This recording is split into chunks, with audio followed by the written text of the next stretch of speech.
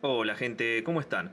Bueno, este video lo que vamos a estar haciendo es mejorar un poco el nivel de ruido de esta fuente que tengo acá. Esta es una fuente, en este caso un modulito basado en el XL4005, pero también existe con el LM2596 y otros integrados diferentes que dan de vuelta por ahí. ¿Qué problema tiene esta fuente aparte de la disipación térmica que es muy baja, aparte de la robustez y de un montón de factores que no la hacen un producto para meter adentro de un dispositivo, sino que es más una placa de desarrollo para probar cosas? Bueno, uno de los problemas que tiene es básicamente el nivel de ruido que tiene de salida. Tiene un nivel de ripple bastante importante, sobre todo cuando le exigimos corriente, que es lo que vamos a hacer con la fuente, ¿no? Normalmente uno usa una fuente para alimentar algo. Y ese nivel de ruido a veces nos juega en contra porque si lo que estamos alimentando es sensible o es alguna señal, algún sistema analógico o algún sistema digital pero sensible, puede que ese nivel de ruido nos moleste y se meta dentro de una señal que no queremos, como un sensor o algún dispositivo que estemos utilizando con operacionales y demás. Así que vamos a ver de una manera muy sencilla cómo disminuir ese nivel de ruido y vamos a analizarlo por supuesto con el osciloscopio, vamos a hacer todos los cálculos pertinentes y vamos a ver cómo mejorar esta fuentecita con dos o tres componentes nada más, así que vamos a ver de qué se trata. Diseña el futuro con Altium 365, la plataforma de colaboración para el desarrollo electrónico, con una suite de aplicaciones para colaboración segura, fluida y simplificada en todas sus herramientas. Veamos qué es posible. Trabaja sin complicaciones con tu equipo, visualiza, edita y discute proyectos de manera simultánea, asegurando que todos estén en la misma página. Revisa directamente archivos de diseño en el navegador, colocando comentarios para el equipo. Obtén información avanzada sobre objetos y compártela con ingenieros. Serán notificados para echar un vistazo. Los ingenieros de software tienen fácil acceso a hojas de datos para obtener información adicional. Transita fácilmente del diseño a la producción con Altium 365. Localiza cualquier componente o red, como BSS3, con precisión a una vista 3D detallada antes de comenzar la fabricación. Altium 365. Mejora la precisión del diseño, la colaboración y la eficiencia temporal, permitiendo el intercambio de datos entre CAD eléctricos y mecánicos. El soporte para diseños rígido-flexibles, multitarjeta y de arnés te permite crear a nivel de producto, devolviéndolo al ingeniero mecánico para un análisis completo. Los ensamblajes de tarjetas se conectan para modelar el diseño completo. El ingeniero mecánico acepta la PCB modificada y analiza la geometría de cobre usando el árbol de ensamblaje PCB, simplificando el ciclo. Vea cómo Altium 365 MKE CodeSigner puede hacer su diseño de productos simple, preciso y eficiente. Seguro. Perfecto. Optimizado. Colaboración mejorada. Una plataforma con Altium 365. Bueno, acá estamos en el laboratorio, acá tenemos lo que viene a ser la fuentecita que estamos analizando en cuestión. Esta fuente es muy simple, es una fuente muy básica, yo ya hice muchos videos de esto. Y bueno, nada, dentro de los problemas que tiene este modulito, que ya conocerán todos, que bueno, no es apto para uso industrial, que no es apto para poner en un producto, etcétera. Por eso este tipo de módulos y la mayoría de los módulos que se adquieren en internet son módulos de prueba, son placas de desarrollo para probar acá en el protoboard, para poner un micrito, alguna cosa, un modulito, cablecitos Dupont que no sirven para nada.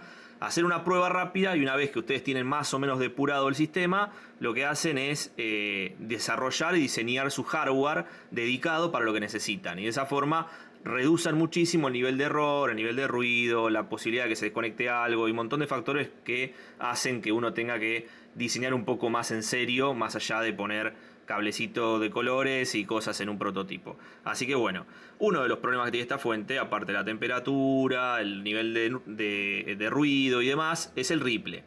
Y el ripple de esta fuente es bastante alto, que ustedes tendrán que analizar según lo que ustedes van a alimentar. Si yo con esto voy a alimentar una lamparita de 12 volt de auto, y la verdad que no me importa mucho el nivel de ruido porque el resultado final es que una lamparita se encienda.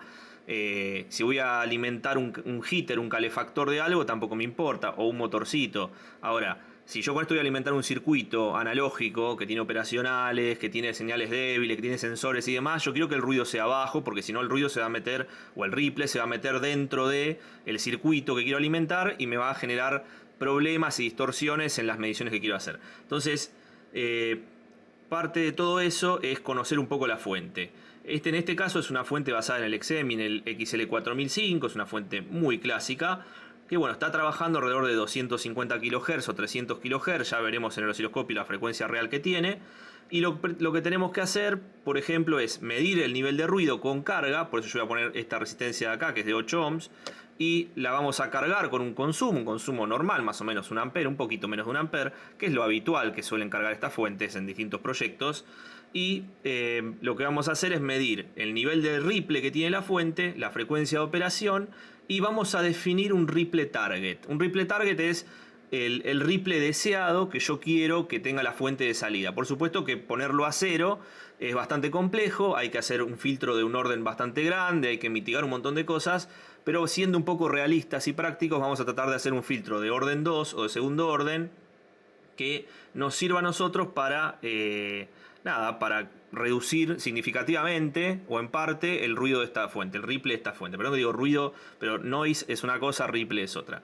El noise es más que nada para reducir con un ferrite bit o con algún circuito de alta frecuencia, porque es ruido de alta frecuencia normalmente de las transiciones, y el ripple normalmente está ligado a la frecuencia de trabajo del switching de la fuente, ¿no? Que bueno, también podemos reducir con un filtro LC, podemos reducir con un ferrite bit, podemos reducir incluso con un regulador lineal. Si tenemos que sacar 3,3 volt, podríamos setear esta fuente a 5 volt y poner un LDO, un regulador lineal a la salida de 3,3, y el propio regulador por el rechazo de la fuente, el PSRR, funciona como filtro. Entonces en muchos casos conviene hacer eso. Pero bueno, en este caso, para hacerlo simple, vamos a inyectar unos 12 volt en la entrada, que es una tensión habitual. Vamos a extraer 5 volt de salida, que es otra tensión habitual. Y lo que vamos a estar haciendo es básicamente cargarla con esta resistencia de 8-10 watts. Y vamos a medir el ripple con el osciloscopio que tengo acá.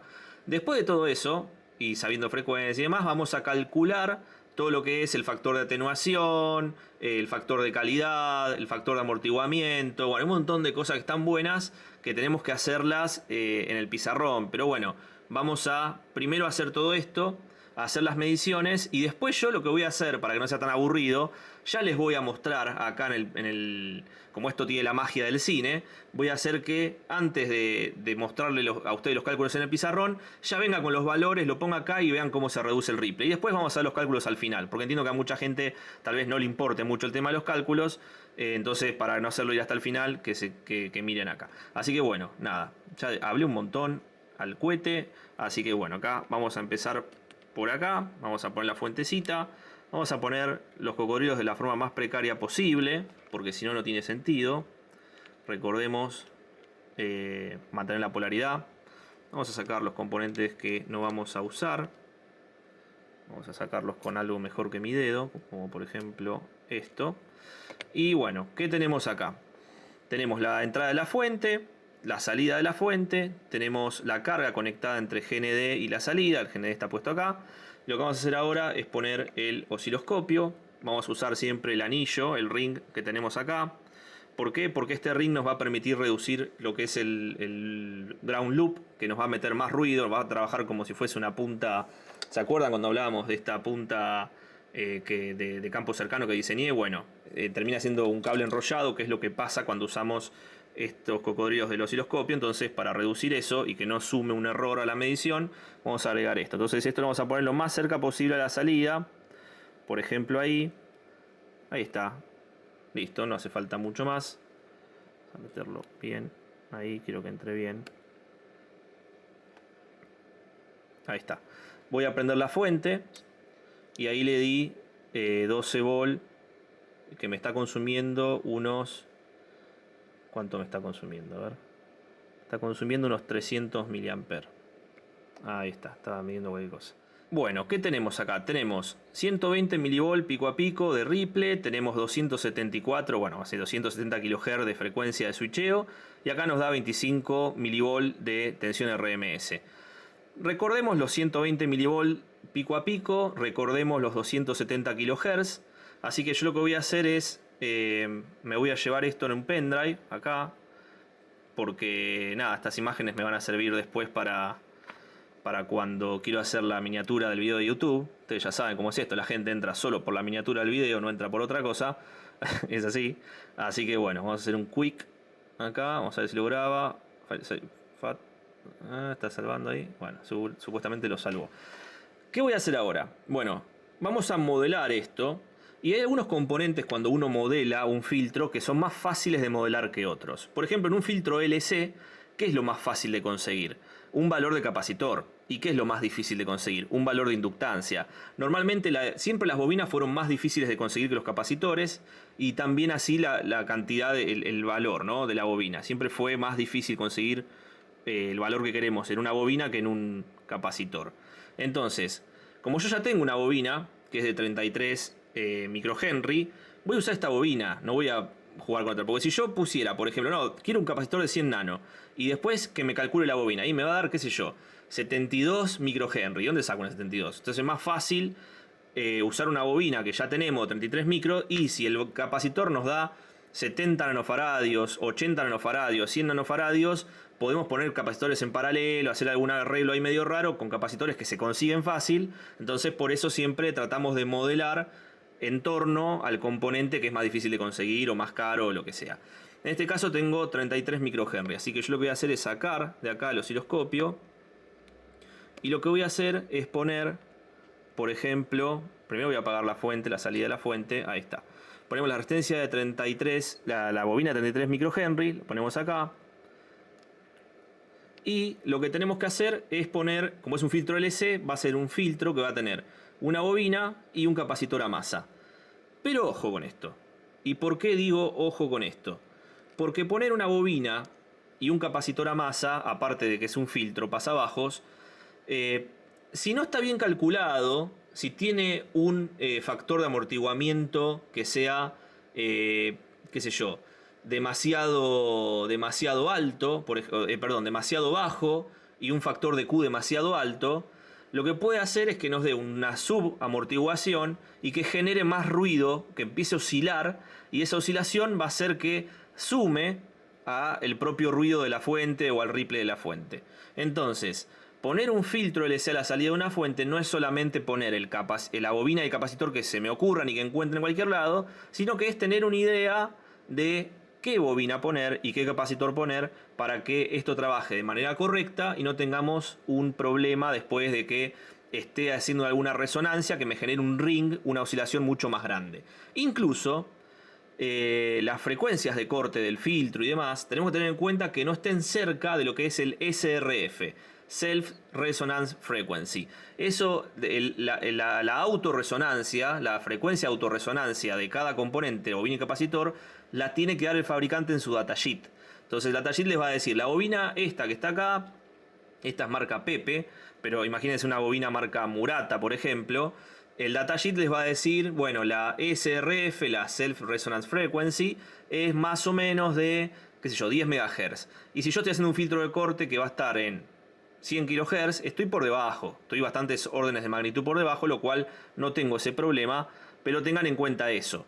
Si están trabajando cerca del SRF, pueden tener un problema de autooscilación, que tener resonancia, etc. Lo mismo con el circuito impreso. Yo acá tengo un capacitor y tengo toda la sumatoria de capacidades parásitas e inductancias parásitas del protoboard, lo cual no es lo mismo hacer esto acá que hacerlo en un circuito impreso diseñado de manera coherente, ¿no?, con un PDN coherente, etc. Entonces hay que tener en cuenta esas cosas. Ahora bien, si yo pongo el capacitor acá, que es el componente que puedo manipular más fácil, la bobina dijimos que no tengo muchas, tengo esta sola, voy a poner esta, es más difícil de conseguir, más caro, lo que sea. Pero capacitores puedo poner varios en paralelo, en serie, qué sé yo, puedo hacer un arreglo de capacitores.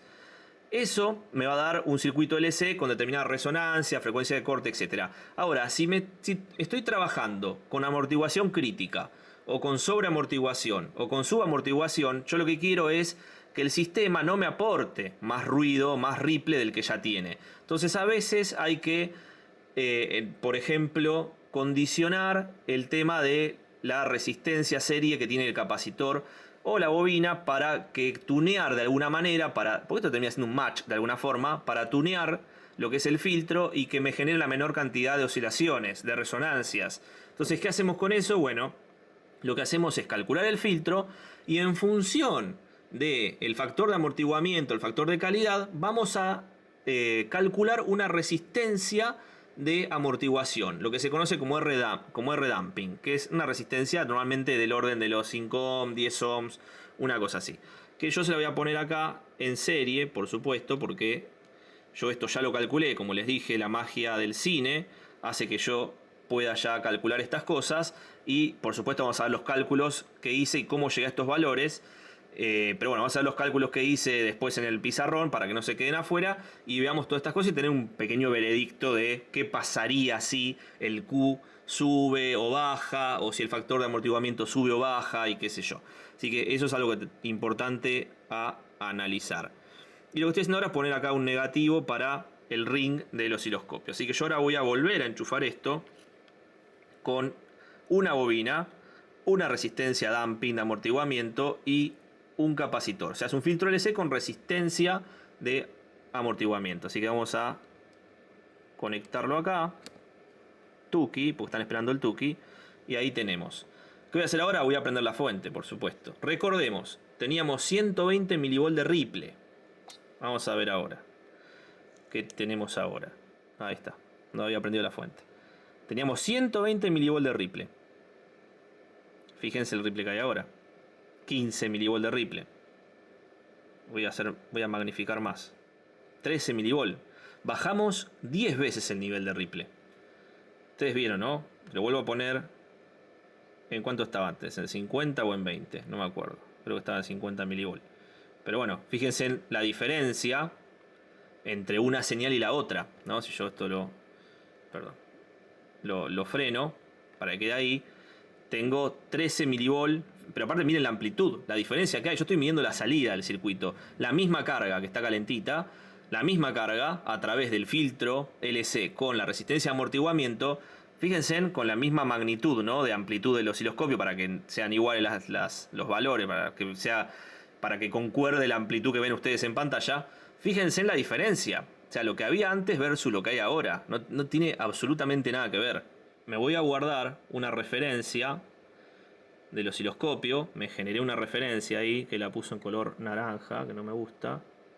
Light blue, a ver qué otro color tenemos. Gray, green, bueno, en green. Me voy a guardar una referencia. Me hice una copia. Hice un copy paste de la señal.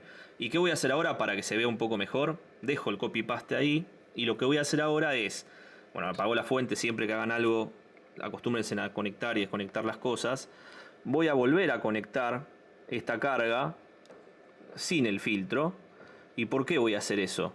Bueno, lo voy a hacer porque quiero una comparación un poco más fiel, ¿no? Porque, a ver, si bien ustedes, yo les tomé una foto la anterior, pero esto va a ser mucho mejor así. Entonces yo, si esto lo mantengo derechito, ahí, yo prendo de vuelta acá y fíjense en la diferencia. ¿Pueden ver la diferencia? Fíjense en la diferencia. Estamos en la misma escala, para que no me digan nada, pero antes probaste con 50 milivolt de amplitud y ahora con 10 o con 100 o con lo que sea. No, misma escala. Fíjense, tomé una muestra de la señal anterior, la guardé en memoria y ahora estoy tomando la señal original. Miren la diferencia de amplitud. O sea, no tiene nada que ver. Este es con filtro y este es sin filtro. Así que nada, es muy interesante para verlo, ¿no? Es muy interesante. De hecho, le voy a sacar una captura. Ah, le podría haber puesto el nombre, ¿no? No se ve muy bien. Bueno, no tengo hasta 3 horas ahora probando esto. Pero ya le saqué la captura antes, voy a mostrar esa después. Pero bueno, con filtro, sin filtro. Y ustedes ahí pueden ver la diferencia que hay por haberle puesto un LC con resistencia a amortiguación, que es importante. Así que bueno, lo que vamos a hacer ahora es ir al pizarrón y vamos a hacer estos cálculos, que son 10 cálculos, no tiene mucha magia. O sea, sí tiene mucha magia, pero yo lo voy a reducir muchísimo y lo voy a traducir muchísimo para que ustedes no sufran lo que normalmente sufre una persona cuando está estudiando esto y lo puedan ver de una manera un poco más digerible. Así que bueno, voy a ir al pizarrón y vamos a hacer estos cálculos que, nada, está bueno para que tengan en cuenta ustedes para, por ejemplo, otro filtro que estén haciendo en su circuito, en su PCB, lo que sea. Es necesario, fíjense en la diferencia. Yo no quiero trabajar con esta señal, quiero trabajar con esta, la verdad. Si tendría que hacer un circuito que va a tener esta fuente o otra fuente distinta, que no sea esta, igualmente yo quisiera conocer el ruido de esa fuente, el ripple de esa fuente, y quisiera también reducir ese nivel de ruido para que mi circuito tenga el menor nivel de ruido posible. O sea, eso es lo importante. Así que bueno, gente, vamos a ir al pizarrón y vamos a calcular todo lo que sea necesario para lograr conocer este valor de capacitor, esta resistencia y bueno, esta bobina que la puse como input de cálculos. Así que bueno, vamos para allá. Bueno, acá estamos en el pizarrón, que es la parte que bueno, que a mí me interesa también porque es donde ustedes van a aprender a modelar el filtro que vimos recién. Que bueno, teniendo en cuenta el esquema siguiente, tenemos una fuente del tipo DC-DC, clásica, esta es la fuente, donde tenemos una BI, tenemos una BO, y bueno, teníamos en este punto, si medíamos acá, teníamos 120 milivolt de Ripple, habíamos visto, milivolt pico a pico de Ripple. Ahora, al agregarle la bobina y el capacitor, acá lo que teníamos, vamos a ver, BO', lo que teníamos era un nivel de Ripple que no me acuerdo si eran 15 o 20, bueno, no sé, 15 o 20 milivolt de Ripple. Entonces, vamos a suponer 20 porque 15 por ahí fue un momento donde se sentía bien, digamos. Pero bueno, igual mili, no volt. Bueno, ya la cagué. Perdón, bueno, apago todo y me voy. Milivolt, pico a pico, ahí está. Que igual es un montón, pasar de 120 a 20 es bastante la diferencia, la verdad. Entonces, nada, esto está interesante. Ahora, ¿qué pasa con esto? Yo en el osciloscopio veía esto, si lo ven en continua, es una cosa así, que el Ripple es lo que tenemos acá, montado en la continua, que era de 120 milivolts, ¿no? Esto que tengo acá, esta distancia de 120 milivolts. Que puede ser mucho, puede ser poco, depende. Ustedes están usando esto en 3,3 volt, tener 120 milivolt por ahí es bastante. Si lo están usando en 24 volt, tener 120 milivolt es menos. O sea, por más que sea el mismo nivel de Ripple, no es lo mismo en 50 volt que en 1 volt, ¿no? Porque la relación, ¿no? La relación entre la señal y el ruido, la señal y el Ripple, es mayor o es menor dependiendo del nivel de amplitud. Entonces, esto está bien. O sea, teníamos este nivel. Ahora, si nosotros agregamos este circuito así como está, para que sea lo suficientemente agresivo para que nos dé de 120 bajar a 20 milivolt pico a pico, corremos el riesgo de que acá aparezcan los famosos rings, ¿no? Que hacen así, que son básicamente este tipo de señal. Es un ring como si ustedes golpearan con un badajo una campana y queda el sonido haciendo ring hasta que se va atenuando cada vez más y bueno, deja de escucharse. Es una cosa así. Entonces, corremos ese riesgo. Y si esto entra en resonancia con la frecuencia de oscilación, con el ring, etc., vamos a pasar de 120 milivolts a tener un quilombo así, lo cual esto va a ser mucho más grande que lo que había originalmente. Entonces para eso lo dejo como estaba y ya está. Ahora, parte del tuneo, ¿no? De tunear esta señal para que sea un Ripple mucho más chico como veíamos antes, es que ese ring no sea contraproducente al nivel de Ripple original. Entonces, en muchos casos lo que se hace es agregar una resistencia, un damping resistor, RD, en serie con el capacitor. Y esa resistencia de amortiguación lo que hace básicamente es reducir al máximo esa subamortiguación que teníamos, que puede generar oscilaciones, puede generar resonancia y por ende, por resultado final, puede generar un nivel de Ripple mayor al que teníamos original. Entonces por eso ponemos este RD. Por supuesto que podemos variar este valor de RD para tunearlo y llegar a un valor que sea menor todavía. Acá podríamos poner, si quisiéramos, un preset y ir variando para ver qué valor es el que tunea de alguna manera este match que estoy haciendo, este filtro, para que baje el nivel de señal de salida.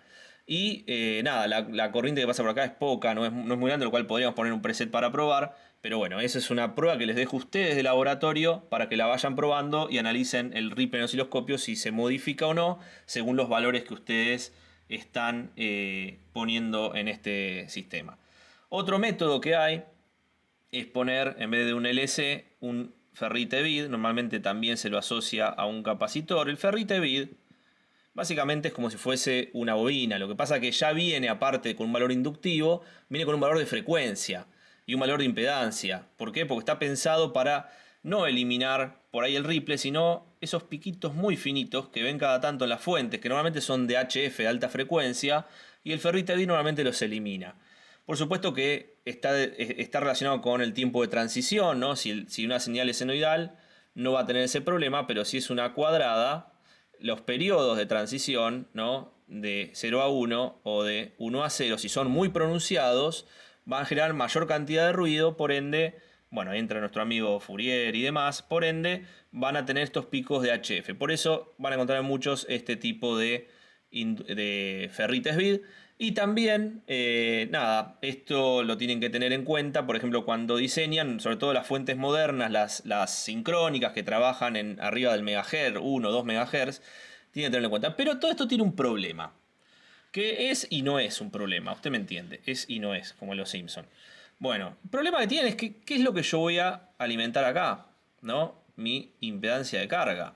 ¿Qué voy a poner acá? Una lamparita, voy a poner un LED, voy a poner un motor. ¿Qué voy a poner acá?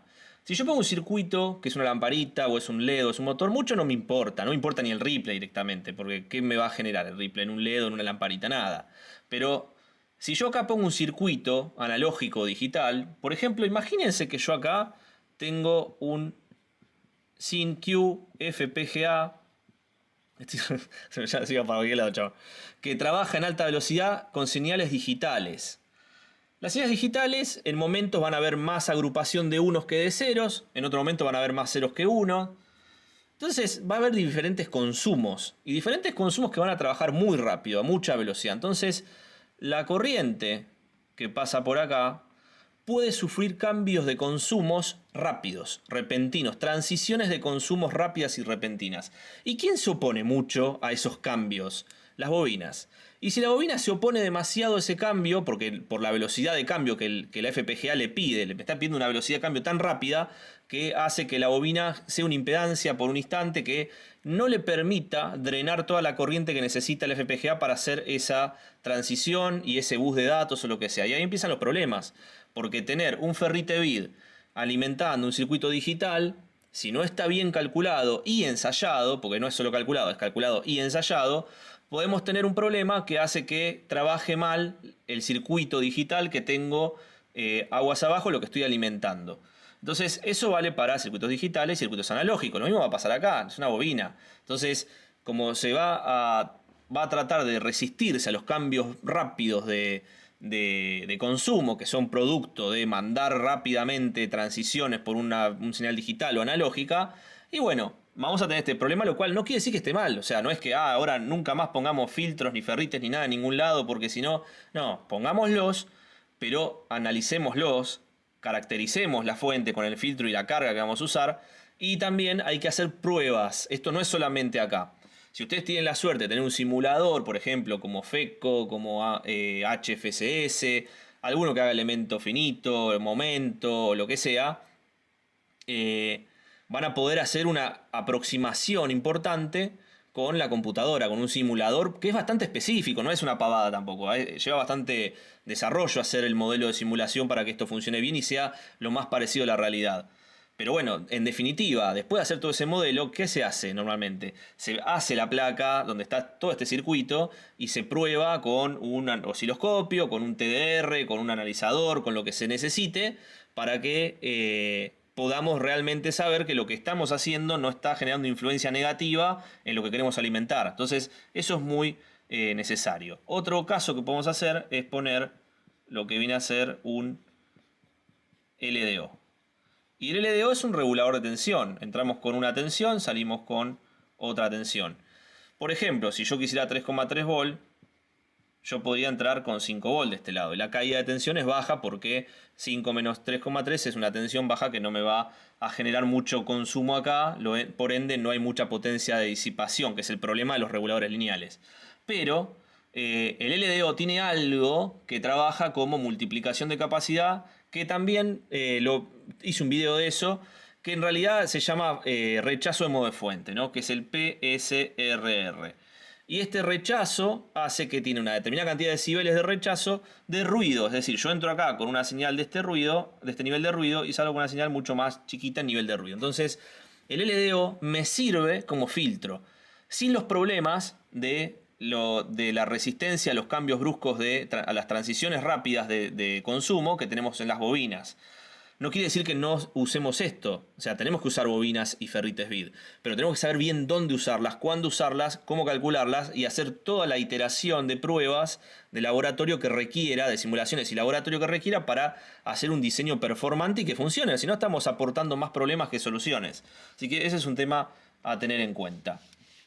Por eso quería hacer esta introducción que me pareció interesante para aquel que está pensando en hacer esto, que tampoco es abrir la cajita, el costurero de componentes y decir, uy, bueno, ya está, agarré, encontré esta bobina, este capacitor, pongo esto y ya está. No, o sea, sí, podés ponerlo, pero siempre que lo hayas calculado y contemplado. Lo más probable es que hacer eso requiera que tengas que poner una resistencia serie para reducir lo que viene a ser el factor de amortiguamiento, perdón, el Q, o aumentar el factor de amortiguamiento, etcétera.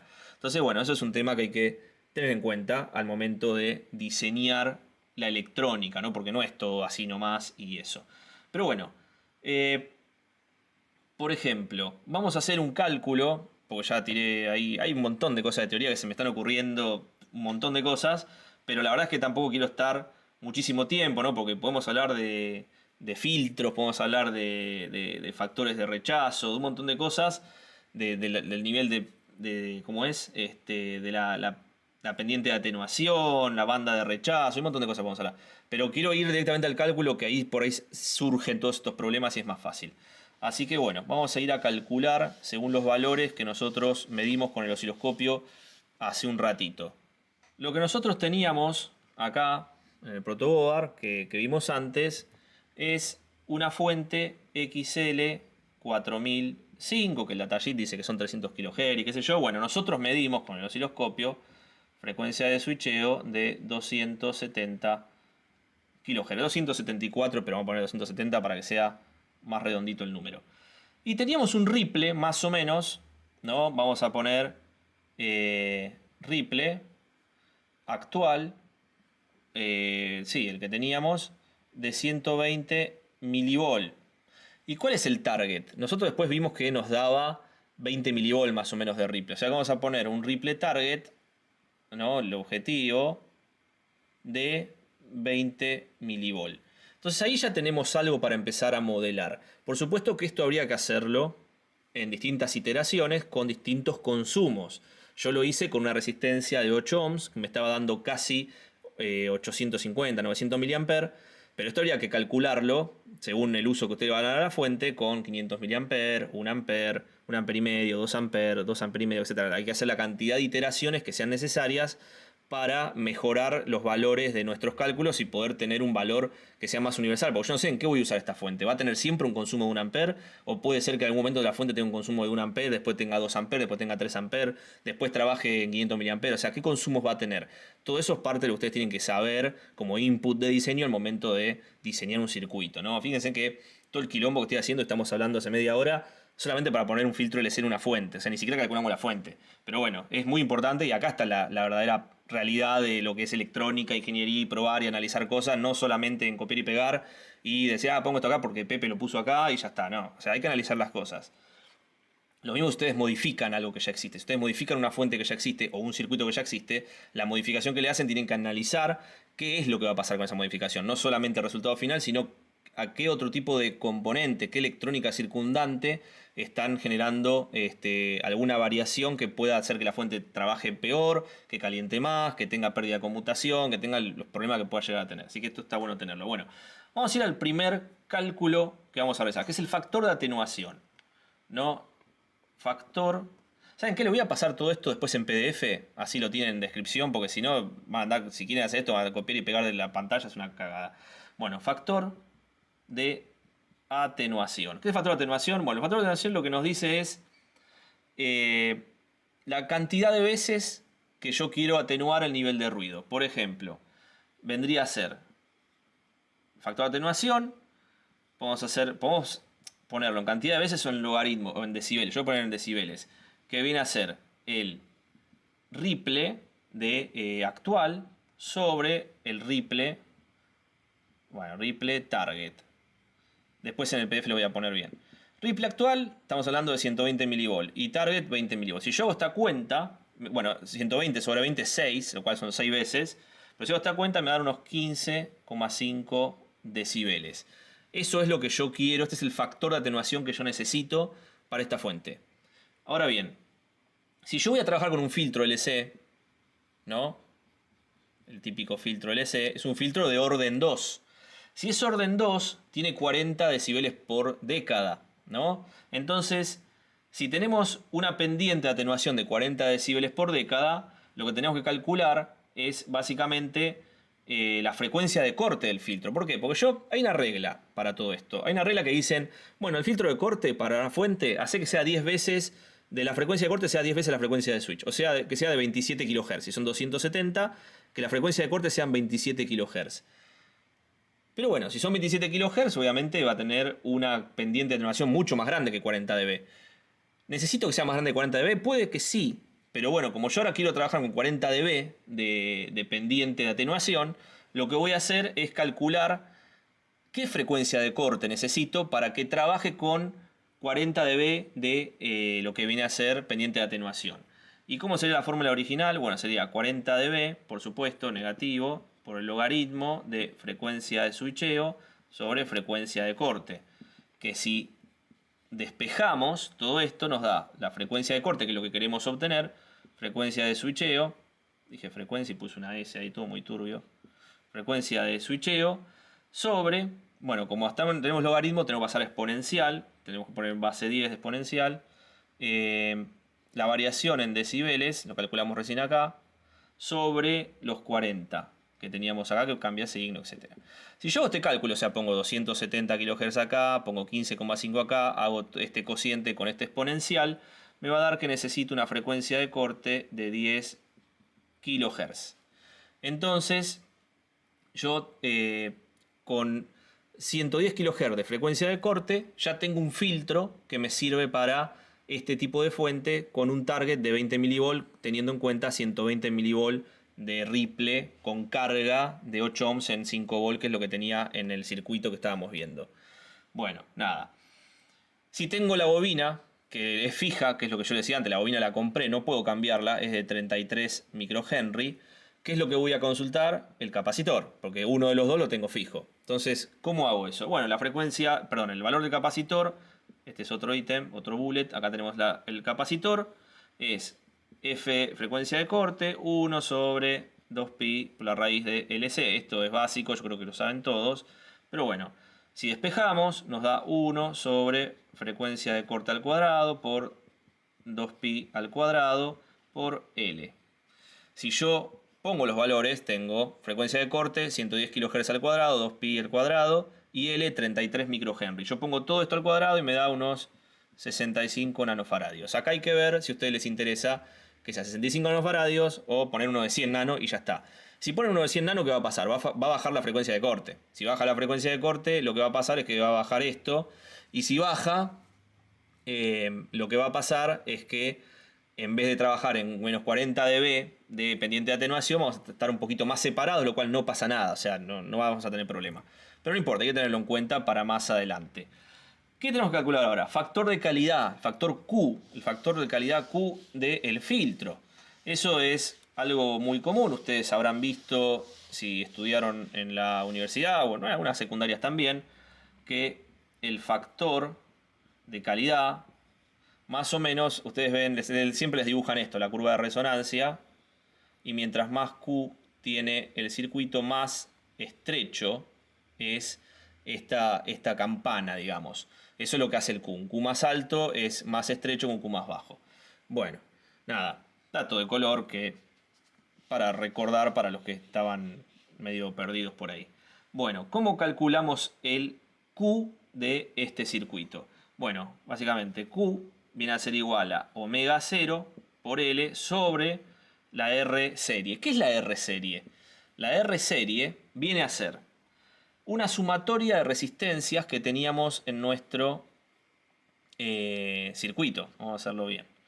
En nuestro circuito teníamos este tipo de cosas, ¿no? Teníamos la resistencia que viene a ser la de la resistencia de la bobina, la DSR, ¿no? Esto se llama DSR, la ESR del capacitor, Y tenemos más resistencias, la del elemento distribuido del PCB. PCB tiene trazas, tiene polígonos, tiene resistencia. Entonces, si calculamos DCR más ESR más PCB, que es todo re infinitesimal, supongamos que tenemos 0.1 ohm. Vamos a poner ese valor, que más o menos un DSR lo pueden obtener del datasheet de la bobina, y el DSR de la bobina está más o menos en 100 miliohms. El ESR de un capacitor chico de 100 nanofaradios está por debajo de los 10 miliohms, lo cual lo podemos, ni siquiera lo ponemos, o sea, 0,11 o 0,1 es lo mismo. Y la del PCB es mucho más chica todavía, así que no le damos tanta bola. Pero bueno, si ponemos los valores, 2pi FC por L sobre RS, ponemos valores, ¿no? Frecuencia de corte era 110 kHz, inductancia 33 microfaradios, RS 0,1, nos va a dar un factor de calidad de 228. Esto es gigante, es un valor Q gigante. O sea, esto si hacen la campana de Gauss de recién van a ver esto. Delta de Dirac van a ver más o menos. Así que es recontra alto. Pero bueno, no importa, lo dejamos ahí. Ahora viene otra cosa. Otro cálculo importante que tenemos que hacer es lo que viene a ser el factor de amortiguamiento o el damping ratio. Factor de amortiguamiento, ¿verdad? Tipo de médico. Después les paso el PDF con todo esto bien escrito. Que básicamente la letra griega Z, que sale de la transformada Z, donde tenemos 1 sobre 2 veces el factor de calidad. Si yo pongo acá, reemplazo valores, ¿no? Que pongo el Q que es 228, esto me dará algo así como 0.02. Y esto es recontra bajo. Recontra bajo. Y si esto es muy bajo, ¿qué es lo que va a pasar? Nos está diciendo que nuestro sistema LC, está subamortiguado. Y si está subamortiguado, ¿qué es lo que pasa? Corremos el riesgo de que un sistema subamortiguado empiece a tener resonancias espurias, oscilaciones, cuando tenga transiciones de corriente, empieza a tener alguna perturbación que genere una oscilación. Y si genera una oscilación, ¿qué pasa? Pasa lo que comentaba al principio. Tenemos más ruido que el que venía originalmente en la fuente, lo cual no queremos ese nivel de ripple tan alto. Entonces, si tiene ring, por ejemplo, lo que tenemos que hacer es agregar algo que se llama resistencia de amortiguación. ¿Que dónde la vamos a poner? Acá, en serie con el capacitor. Entonces, al poner esta resistencia de amortiguación, lo que vamos a estar haciendo es modificar, ¿no? Vamos a reducir el nivel de Q y a subir el factor de amortiguación con este valor de resistencia. Y eso va a hacer que el sistema se estabilice, que esté por debajo de un factor de amortiguamiento crítico, y en vez de estar subamortiguado, esté supraamortiguado, que tiene que estar por encima, tiene que estar lejos del valor, cerca del valor crítico, lejos del valor subamortiguado, que es lo que está pasando. O sea, estamos en un lugar donde no queremos estar, básicamente traduciéndolo. Entonces, vamos a calcular la resistencia, la damping resistor o la resistencia de amortiguación. Que bueno, eso vamos a calcularlo ahora, que es muy sencillo, tampoco es algo muy complejo. Y lo que vamos a estar haciendo es algo interesante. Primero tenemos que analizar qué es lo que nos importa. Básicamente, lo que es el factor de amortiguamiento y lo que es lo que es básicamente el factor de calidad Q. Si nosotros hacemos una tablita donde ponemos viene a ser el factor de amortiguamiento, lo voy a escribir acá 5 veces y ahora van a ver por qué. Si se me complican estas letras griegas. Si el factor de amortiguamiento es mayor a 1, si es igual a 1, si es menor que 1, y por ejemplo si el Q al mismo tiempo, ¿no?, es menor a 0,5 o el Q es igual a 0,5 o el Q, se imaginarán, es mayor a 0,5, van a pasar determinadas cosas, y esto es lo que nos permite a nosotros modelar un poco la fuente, el filtro. Si esto es igual a 0.707 y el Q es igual a 0.707, si esto es igual a 0.577 y esto es igual a 8,66, son todos números geométricos que ya me imagino que ya tendrán idea de qué estoy hablando. Pero bueno, estas son condiciones matemáticas máximas para la banda de paso que salen de la ecuación de transferencia. La ecuación de transferencia, que es algo que no me quiero meter porque es un tema bastante largo de electrónica para hablar, pero bueno, sale de la condición máxima matemática para la banda de paso. ¿Qué pasa? Si yo tengo un amortiguamiento mayor a 1 y un Q menor a 0,5, podemos decir que hay un sobre amortiguación. Si yo tengo un factor de amortiguamiento de 1 y un calidad de 0,5, podemos decir que es amortiguamiento crítico, ¿no? Está ahí. Si lo tengo menor, que es lo que me está pasando a mí, tengo un Q muy alto y un factor de amortiguamiento muy bajo, tengo subamortiguamiento, bla, bla, bla. Y si tengo, por ejemplo, un valor de 0,707 de amortiguamiento y un Q de 0,707, ¿qué es? Bueno, es una respuesta del tipo Butterworth. Y esto lo habrán escuchado. Esto es un filtro Butterworth, filtro Bessel, Kauer, Chebyshev. Hay un montón. Bueno, todos tienen estos valores distintos. Si yo tengo, por ejemplo, un 5,77 y 8 y 0, como, qué animal que soy. Nadie me dijo nada, 0,866. Esto es una respuesta del tipo Bessel. Entonces, de acá salen muchas cosas. Ya se estarán imaginando, ahora me suena Butterworth, Bessel, Kauer, qué sé yo, Chebyshev, etc. Bueno, depende de los valores. Hay tablas, hay unas tablas enormes de todas estas cosas que están muy buenas y está bueno si se están metiendo en este tema. El tema de filtros es gigante, no es una pavada, hay mucha matemática atrás de los filtros. Pero bueno, a veces no se le da la bola que para mí se le debería dar en muchos lugares, entonces te enseñan así, poner esta bobinita acá, con la típica fórmula, frecuencia de corte, 1 sobre 2pi, la raíz de L6, ya está, y no es tan así. Hay que entender todas estas cosas porque es importante, es un factor de amortiguación que, o sea, me está haciendo que el circuito me genere más ruido del que ya tenía. Así que bueno, volvamos otra vez a la parte del cálculo, porque ya expliqué esto y quería ir a la parte de cálculo. Nosotros teníamos hace un ratito, teníamos un Q de 228 y teníamos un factor de amortiguamiento de 0,02, que era muy chiquito. Esto es muy alto y esto es muy bajo.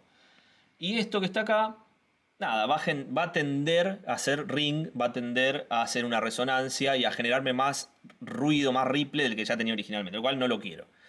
Ahora, si yo quisiera que esto se acerque a una respuesta tipo Butterworth, ¿cómo sería? Bueno, si volvemos a la fórmula, tenemos el Q target, tiene que ser igual a 1 sobre 2 factor de amortiguamiento. ¿Dónde sale esto?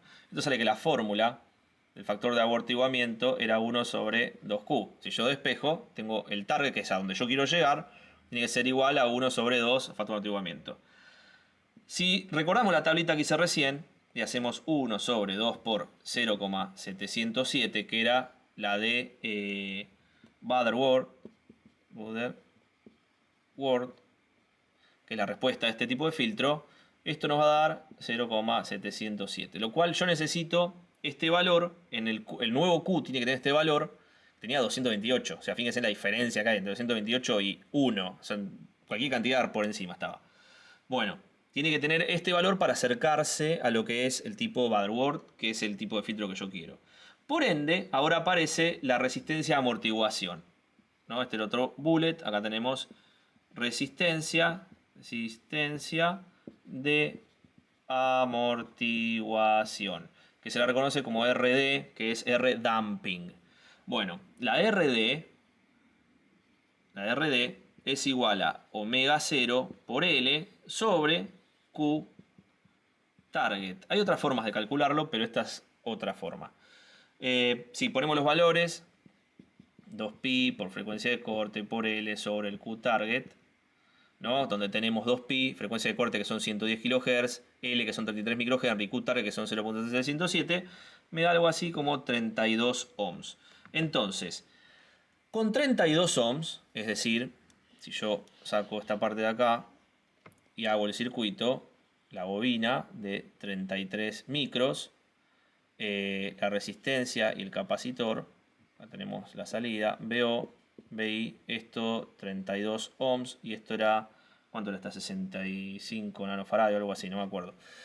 Con este circuito yo tendría que amortiguar lo suficiente al sistema para que no me genere una oscilación que me perjudique el ripple que yo quiero extraer. De hecho, es lo que hicimos. ¿Qué hice acá? Lo que hice fue poner la bobina el capacitor y la resistencia de amortiguación junto con el capacitor. Y fíjense que el ripple efectivamente bajó de 120 mV a 20 mV, comprobado con el osciloscopio. Y esto es lo que yo quería que ustedes vean que funciona, que esto realmente es lo que funciona, que esto es matemática, la electrónica es matemática, tienen que hacerse amigos, no es solamente cambiar un componente por otro o poner lo que le dijo el de al lado. Esto lleva análisis, lleva cálculo, y esto es una cosa re básica. Estamos hablando de un filtro LC. Imagínense cuando entramos en alta frecuencia, cuando todo juega en contra. Por acá estamos hablando de 110 kHz, 270 kHz. O sea, una traza de un PCB en 200 kHz no pasa nada. Pero si yo quiero trabajar en 1 GHz y ya la traza, este conductor ya es una bobina, es un capacitor, es una resistencia, y son todos elementos distribuidos que terminan haciendo un despelote en los cálculos matemáticos, las simulaciones y demás, y se pone divertido. Y ahí es cuando arranca la verdadera electrónica para mí. Yo siempre digo lo mismo. Antes me acuerdo cuando estaba en el secundario, en los primeros años, primero a tercer año, no me acuerdo, que, bueno, yo por suerte soy de la vieja escuela, que hice de primero a sexto con electrónica, no es esa pavada polimodal que hicieron después, que los chicos arrancaban en cuarto año, 2 años de algo y ya está. Yo arranqué desde primero hasta sexto con electrónica, y eso es bueno, la verdad fue bueno. La escuela secundaria en esa época era un politécnico, fue bueno en esa época. Y hasta tercer año éramos como los técnicos de corriente continua.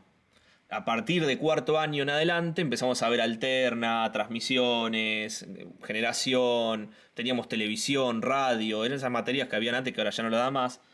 Por supuesto teníamos microcontroladores también, no soy tan viejo, pero bueno, había materias de TV, materias de digitales, de televisión, de transmisión de datos, de RF, de antena, había una que se llamaba propagación y antena, o sea, había un montón de materias, línea de transmisión, había de todo. Entonces, era como técnico de continua, técnico de alterna. Y cambiaba todo porque los cálculos son muchísimo más complejos por ahí en alterna.